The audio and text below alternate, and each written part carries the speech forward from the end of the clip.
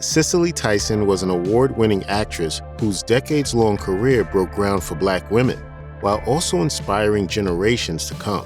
From her early beginnings to the numerous honors she'd received later in life, this is the untold truth of Cicely Tyson. When asked how she became an actor in an interview with NPR, Cicely Tyson said, "Well, it happened because I learned that I could speak through other people. I was a very shy child." In another interview for Elle magazine, Ms. Tyson said she never thought of being an actress. She was born into a very religious family, so her introduction to film, theater, and music came through her church. In speaking about the impact her church had on her creative output, Tyson had this to say: "The church was really where subconsciously I was sopping up all of this, whatever I use now to perform." Ms. Tyson was discovered by a photographer for Ebony magazine. She was working as a typist in New York City and enjoyed perusing at Lord & Taylor off Fifth Avenue on her lunch break. One afternoon, according to her interview with NPR, someone tapped her on the shoulder and said she should be a model. Soon after, Tyson started sending her photos to agencies and began getting calls. Cicely Tyson was born in Harlem, New York. Her parents were both working-class immigrants from Nevis in the West Indies. Cicely's parents divorced when she was very young, and her mother became her main guardian. While still living at home, Cicely's modeling career took off. She was featured in top magazines and walked the runways. Cicely said in an interview with Time magazine that when she was approached to work on a film, her mother told her, quote, "You can't do that." She ended up kicking Cicely out of the house, and they didn't speak for over a year. Soon after, Cicely was cast in her first feature film, Carib Gold, a 1957 B film taking place in the Florida Keys with a predominantly Black cast. When asked in her Elle interview if her mother was ever proud of her, Tyson said, "When I acted in the film, The Autobiography of Miss Jane Pittman, I was in California. She was still in New York. And I called her and said to her, 'Well, you've got to give me something.' She said, 'I am so proud of you.'" Tyson told Oprah, "She, in fact, is responsible for what I have become." Tyson also credits her mother with being a, quote, "source of energy she used to prove she could succeed as an actress," telling the congregation of the Abyssinian Baptist Church, "I was determined to prove my mother wrong." In an interview with In Style, Cicely said she is often credited for starting the natural hair movement. In 1962, she auditioned for a role in a CBS drama called Between Yesterday and Today. Cicely said that the network told her to leave her hair straightened. Tyson, however, believed the character would wear her hair natural, so she went to a barbershop in Harlem and had them cut her hair short and shampoo it. On set, Tyson kept her hair covered until it was time to shoot. When the director saw her hair short and natural, he said, "I wanted to ask you to do it, but I didn't have the nerve." In 1963, Tyson went on to star in East Side West Side, a TV show for CBS, and decided to keep her hair natural. The studio received letters, some praising the decision and some criticizing it.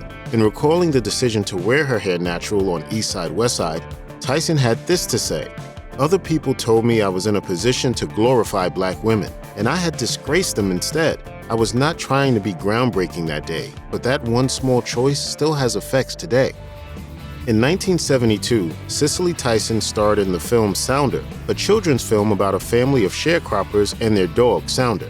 This role earned Tyson an Academy Award nomination for Best Actress in a Leading Role, making her the second Black woman to receive this honor. After the success of Sounder, she was offered the leading role in the film Claudine. In an interview with Time magazine, Cicely recalled, "I once turned down a movie that everybody thought I was crazy to do because it wasn't the kind of woman I wanted to project. Another actress did it, and she got a nomination for an Oscar. That woman was Diane Carroll, who played the title role in Claudine."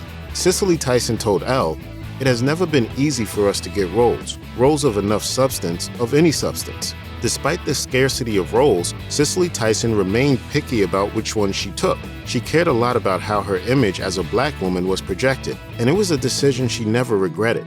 A week after turning down Claudine, she was given the chance to star in the Autobiography of Miss Jane Pittman, for which she won 2 Emmys.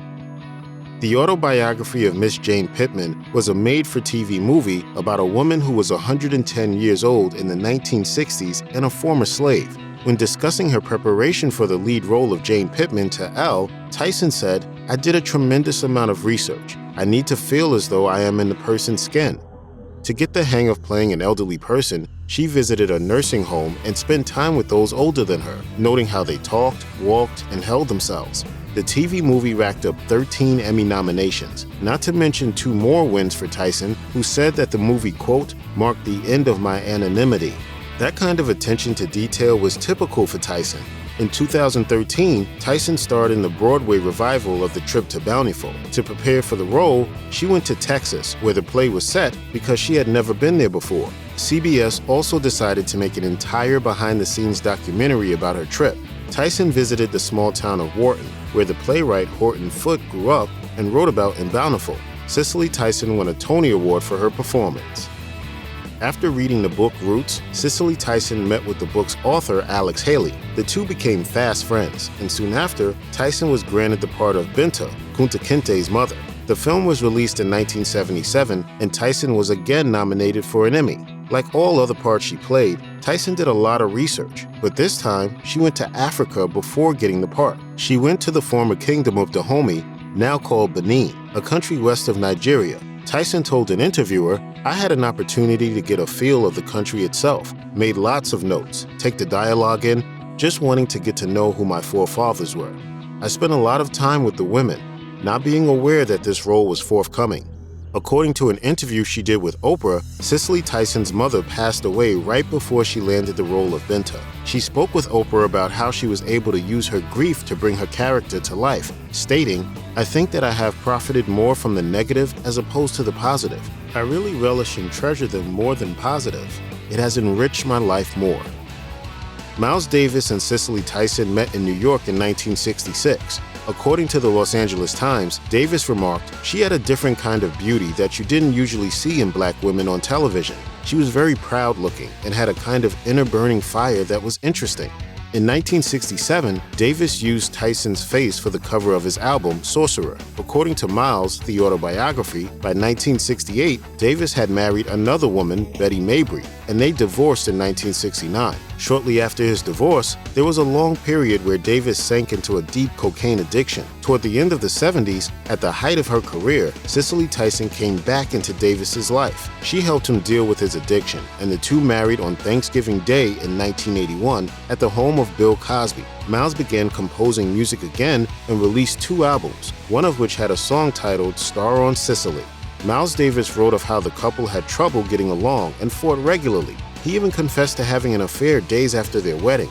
While their relationship was on the downslope for many years, it was not until 1989 that their divorce was final. In 1991, Miles was hospitalized for organ failure after decades of drug and alcohol abuse. Tyson told Radio Andy, He needed, at the time I met him, someone to save him from the life of destruction he was living. Tyson was not able to see him before he died, but a friend of hers relayed a message from Davis. "Tell Cicely I'm sorry. Tell her I'm very, very sorry." Before Cicely Tyson became a household name, she was a stage performer. Her first performance was at the Little Theater in Harlem in 1957 for a play called Dark of the Moon. In 1959, she was an understudy for Eartha Kitt in the Broadway play Jolly's Progress. Her most notable success would be in the play The Blacks, written by French playwright Jean Genet. The show ran for 1,408 performances at the St. Mark's Theater. Tyson's breakout role on East Side, West Side in 1963 may have slowed her stage career down, but it didn't stop it. Cicely came back here and there, such as for Carry Me Back to Morningside Heights in 1968 and The Corn is Green in 1983. According to Broadway.com, it would be 3 decades until Tyson returned to Broadway for her Tony-winning turn in The Trip to Bountiful. Upon accepting the award, Tyson said, "I had this burning desire to do one more great role. I didn't want to be greedy, I just wanted one more." Well, she did 2 more. Her final play was in 2015 opposite James Earl Jones in The Gin Game. On November 22, 2016, Cicely Tyson, along with 20 other recipients, was awarded the Presidential Medal of Freedom. She was 91 years old. Like her character Jane Pittman, Tyson had lived through decades of slow progress, in this case, to finally seeing the first black president. In 2018, Cicely Tyson was honored by Turner Movie Classics with a hand and footprint ceremony in front of Grauman's Chinese Theater. Then in 2019, Cicely Tyson became the first woman of color to receive an honorary Academy Award. At age 94, she walked the red carpet, causing both the crowd as well as her fellow actors to cheer loudly. Cicely Tyson died on January 28, 2021, only 2 days after her memoir, Just As I Am, was released. She was in the middle of a book tour and had no plans of slowing down. According to Vulture, she did her last interview on Live with Ryan and Kelly just a day before she passed. When asked by Time magazine in 2019 on why she hadn't yet retired, she said, "The reason why I've been in this universe as long as I have been is because he's not ready for me. When I've completed my job, he'll take me away." Tyson was still working to the end, having recently completed a recurring role on How to Get Away with Murder. There was an outpouring of lamentations over the icon's death from the many fans and actors she inspired, specifically Black women. Viola Davis even wrote an entire article for Vanity Fair about how Cicely Tyson was always her, quote, muse. After Tyson's death, numerous celebrities paid homage. In a touching remembrance, Viola Davis stated, "Because of Cicely Tyson, I felt valued in a world where there is still a cloak of invisibility for us dark chocolate girls." Kerry Washington also described Tyson as a, quote, foretaste of glory. Zendaya, meanwhile, proclaimed Tyson as, quote, one of the greatest to ever do it. That's something we can all agree on. Check out one of our newest videos right here. Plus, even more grunge videos about your favorite stuff are coming soon. Subscribe to our YouTube channel and hit the bell so you don't miss a single one.